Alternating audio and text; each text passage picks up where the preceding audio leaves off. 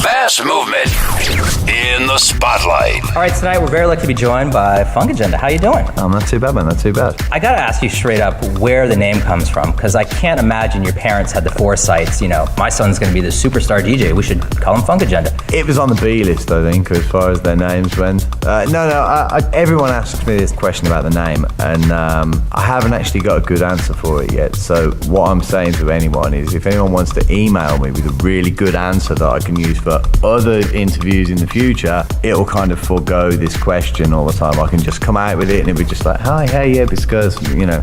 All right, you guys heard him. Everyone out there listening, you know, hit up his MySpace right now and send in some good answers. That will be my official answer then from now on, you know. Will you credit people when you give the answer? No.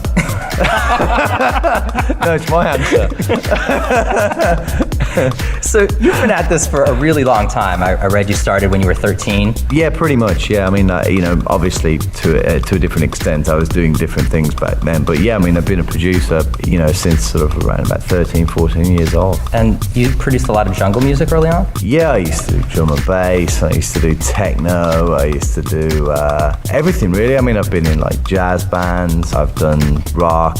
That's the way you should be with music. You've got to experiment. You've got to try different things, you know. So what is it about that tool room sound that like really grabs you? I don't know. To be honest, I think the thing with tool room records is the fact that it's really organic. Like there's different producers sort of come in and out constantly, you know. Like obviously when it originally started, it was really based around kind of like Mark and Martin's kind of sound. Then people like Paul Harris kind of jumped on board as well, and then myself and Dave Spoon kind of came into the sort of the family. And the actual sound itself, I think, is down to the amalgamation of those people who are on the label. You know, it's their individual thing that they bring to the table that kind of makes Tool Room have the sound that it's got. It's like Defected, you know, like you Defected have just got a sound, and no matter who does it, it just comes out sounding like that because it's kind of their signature, and again, it's an organic process. So what's it like working with a label boss? You and Mark have had some really big records, like The Man with the Red Face. Yeah, it's really relaxed, to be honest. I mean, it's really funny. We're good mates anyway, and I recently moved down to Kent where he lives. So the pair of us kind of like, you know, we live like 10 minutes away from each other. So it sometimes it'll be really kind of regimented, and we'll go in like 9 a.m. every day, and we'll work till sort of, you know, 6, 7, and then we'll go home. Or sometimes we'll just get like this inspiration, and like one of us will phone up and say, let's go to the studio, I've got a great idea, and then we're there till like 3, 4 in the morning, and you know, it's something great comes out of it. Because Mark's been here a few times, and every time he's very, you know, professional and well kept. But I know there's that other side to him, and I saw this video on YouTube of you guys in some random hotel hallway, kind of like racing chairs of some sort, or yeah, wheelchairs. Well, what happened was when we turned up at the hotel, the hotel was pretty much full. So the only room that they got left for me, it was kind of like a handicap room. And what they do is they give you a special chair so that you don't have to get your own chair wet when you go in the shower. But like, you're asking for trouble if you're giving like 2 DJs a wheelchair, because they're only going to come back and start messing around, which is what happened. So yeah, I mean, you know, we've had some really good times. We've done some great bulletins on the Tool Room TV site as well. If anyone goes onto there, we've got like jousting, and we've got like all these other kind of things that we've done in the halls out inside the thing. It's really cool, you know. It's nice. We have a good time. So who's the weakest jouster on the roster? That way, if I ever get asked to do it. I mean, I went up against Stuart first, and Stuart's quite a big guy, but I took him down. So he was gone. So I reckon either Stuart or Pete, you probably stand a good chance again. So what kind of stuff are you doing now?